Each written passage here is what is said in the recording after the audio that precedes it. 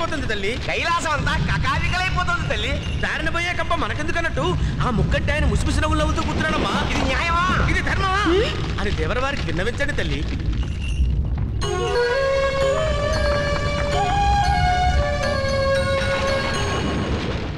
స్వామి, మహాదేవా, మంజునాథ, ఏమి ఈ విపరీతం? కలికాలం కదా దేవి. కామ క్రోధ లోభ మోహ మదమాత్సర్యాలు చెలరేగి అధర్మం విలయతాండవం చేస్తుంది. భూలోకంలో ఎప్పుడు ఏ సమస్య వచ్చినా దేవతలు అవతరించి ధర్మరక్షణ చేయడం ఆనవాయితీ కదా స్వామి. అవును. మరి మీరిలా చిద్విలాసాలు చిందిస్తూ ఉంటే చితికిపోతున్న ధర్మాన్ని ఉద్ధరించేదెవరు? ధర్మో రక్షతి రక్షితః. ఈ ఒక్క సూత్రాన్ని అర్థం చేసుకున్న మానవుడే మహనీయుడై దేవుడై ఈ ధరణి మండలానంతా ధర్మస్థలంగా మార్చగలుగుతాడు. మానవుడా? మానవుడు దేవుడిలా మారిపోవడమా? ఏమిటి స్వామి? తోటి మానవులకు సహాయం చేస్తూ భక్తి మార్గాన్ని చూపే మానవుడే దేవుడవుతాడు దేవి. అలాంటి మానవుడు ఎక్కడున్నాడు స్వామి? అఖిలాండ కోటి బ్రహ్మాండాలలో అఖండ ధర్మ జ్యోతులు ప్రజ్వరిల్ల చేసే ఆ అసమాన మానవుడు అడుగో.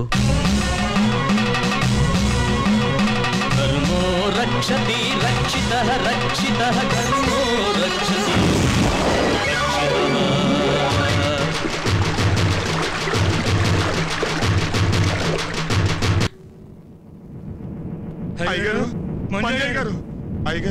ఏమైంది?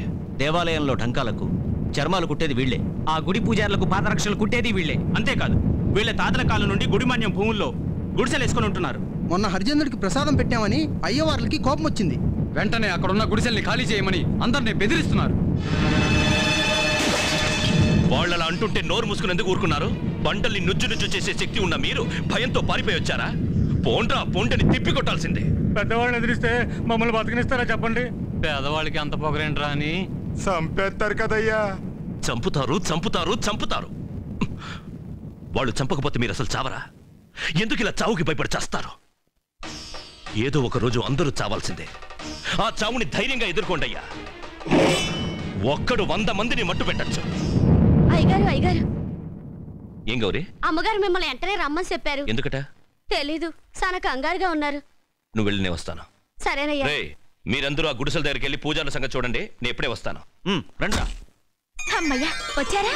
మీరు వస్తారా లేదోనని భయపడ్డాను. రండి రండి. దీపం జ్యోతి పరబ్రహ్మ అని ఈ దీపాన్ని నీటిలో వదలండి. ఎందుకా నన్ను రమ్మన్నావు? అవునండి, మనకి పెళ్ళైతే దీపోత్సవం చేస్తానని దేవుడికి మొక్కుకున్నాను. దీపోత్సవమా? ఆ ఒక్కటే కాదండి, ప్రతి శుక్రవారం గౌరీ వ్రతం, సోమవారం శివాలయంలో అంగ ప్రదక్షిణలు, మంగళవారం మౌన వ్రతం, ఇంకా ఇలాంటివి చాలా చాలా మొక్కుకున్నాను. ఏంటలా గరుడు గమ్మలో నిలబడ్డారు? తీసుకోండి, ముందే దీపం పెట్టండి. దీపమా? పెడతాను చూడు. భలే భలే, మీరు కోపంతో విసిరినా ఎంత చక్కగా తేలుతోందో. అంతా శివయ్య లీల. ఈ దేవుడు గీవుడు వ్రతాలు పూజలు నాకు ఇష్టం లేదు. నీ దేవుడి పిచ్చి నాకు రుద్దద్దు. పోనీ వదిలేయండి, నా కోసం మీ ఇష్టాల్ని మార్చుకోకండి. నేను మీ అర్ధాంగిని కదా, నేను చేసే పూజల్లో సగం పుణ్యం మీకు దక్కుతుంది. అమ్మా తల్లి, నీ పుణ్యం నువ్వే మూట కట్టుకో, నాకు అక్కర్లేదు. ఇదమ్మా వాడి వరస. దేవుడి పేరెత్తితే చాలు రుసరుసలాడతాడు. అత్తయ్య, ఆ దేవుడి దేవల్ల బిడ్డ పుట్టేంత వరకే కదా ఇదంతా. ఓ బిడ్డ పుట్టని ఆ బిడ్డ చేతి ఆయన చెవి మెలిపెట్టించి శివశివ అనిపిస్తాను. నాకో బిడ్డను ప్రసాదించు స్వామి, నాకో బిడ్డను ప్రసాదించు స్వామి, నాకో బిడ్డను ప్రసాదించు స్వామి. స్వామి, స్వామి, అమ్మగారు సౌగంధికా పుష్పవనంలో ఉన్నారు. తమని ఉన్న పడంగా తీసుకురమ్మని పంపించారు. అటులని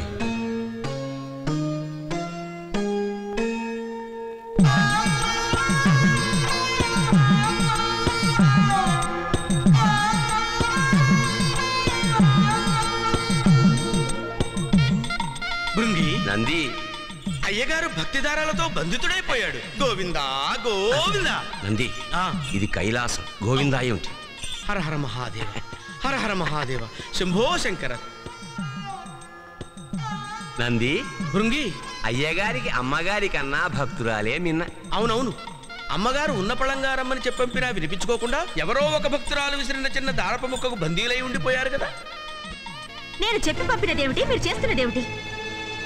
స్వామి, ఓ దేవి, ఏమిటిదంతా?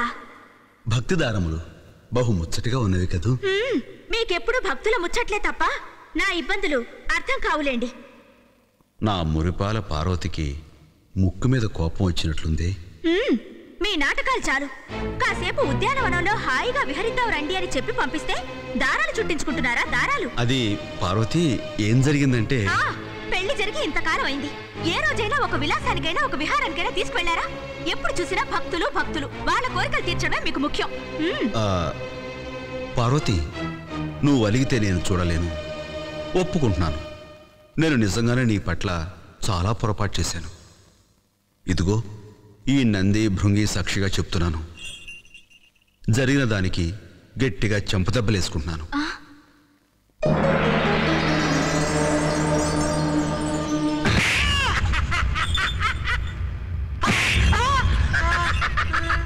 స్వామి, ఎంత పని చేశారు మీరు? అంత దెబ్బేం తగలలేదు నాకు. నీకెందుకుంటుంది బాధ? భృంగి, నాకు 3 లోకాలు కనపడ్డాయిరా. నీకు 3 లోకాలేనా?